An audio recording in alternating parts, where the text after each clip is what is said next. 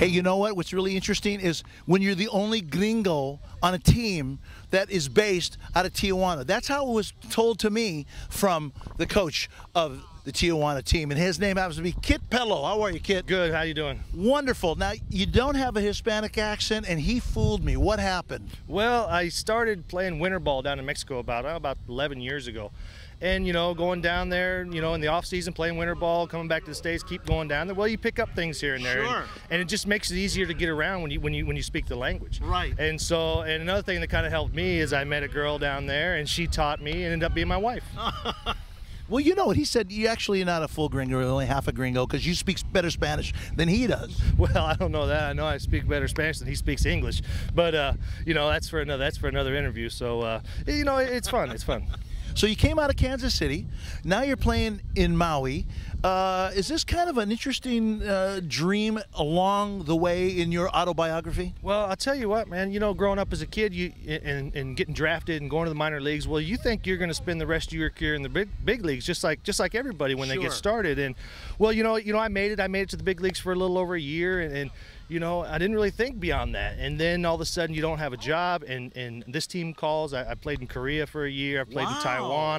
And then I started playing in Mexico all year round. And so you really just kind of go with the flow where the job is. I mean, it's just like any other job. You know, you think you have a job, then all of a sudden you don't. Well, you got to go look for one no matter where it is. And so that's kind of where I'm at now. And, you know, I didn't have a job. Well, the team here calls, and okay, let's go. That's wonderful. You married a Mexican girl. You're living in Mexico.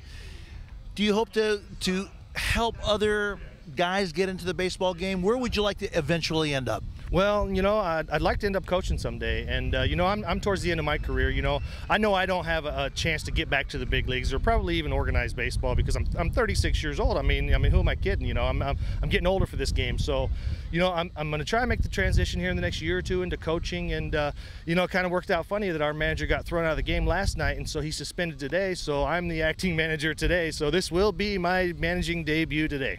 Well, let me ask you a question on that. Define a total balk. Well, I mean, there's probably 100 different ways you can balk, and every time you see one, it's something a little different. So it's really an interpretation of what the umpire sees. Right. So it's kind of difficult to explain. I mean, in clear-cut terms, what is a balk? I mean, I think in the book it says something like something to deceive the runner, and you know, movement by the pitcher to deceive a runner. And so, you know, that interpretation, it depends on what umpire and how he interprets the words that are in the book. Your opinion of that call? What's your opinion? Oh, well, yeah, you know, he was our catcher the night before, so yeah, he balked. and it was just, you know, usually when you get a situation like that, the umpire's a little more lenient. You know, they'll warn him, they'll tell him because they know he's not a pitcher, and you know, it happens. But you know, that umpire was a little more, you know, by the book, and he took it literally. It's a balk. It's a balk. Let's move on to the next play. I got you. So now your pitcher is catching. How's the pitching staff for your team so far? Well, you know, we didn't really have a spring training because this team came together so late. We only got to Tijuana like 3 or 4 days before the season started. So, you know, it's kind of been a rough going for our pitching staff because their arms just aren't in shape to get it going. And this is a good league. There's a lot of good talent. This is a good league. It is. It really is. And you got guys that are going to go to the big leagues from this league someday, some point in their career.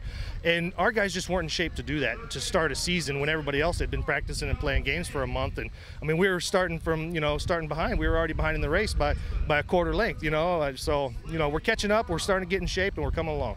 Tonight's your first night as being a coach. Well, we got a Hawaii coach question for you. Right. Poi or no poi? Of course, poi.